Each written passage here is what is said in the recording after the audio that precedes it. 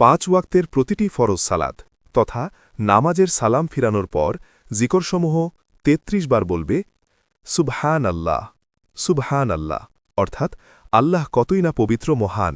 ৩৩ বার বলবে আলহামদুলিল্লাহ, আলহামদুলিল্লাহ, অর্থাৎ সকল প্রশংসা আল্লাহর জন্য। ৩৩ বার বলবে আল্লাহু আকবার, অর্থাৎ আল্লাহ সবচেয়ে বড়।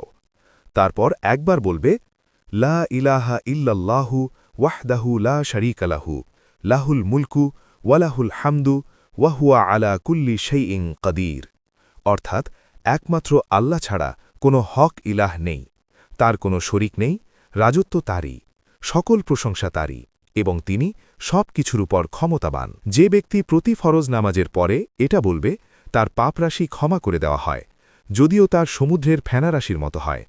মুসলিম ১ ৪১৪ নং ৫৯১। ভিডিওটি ভালো লাগলে শেয়ার করুন।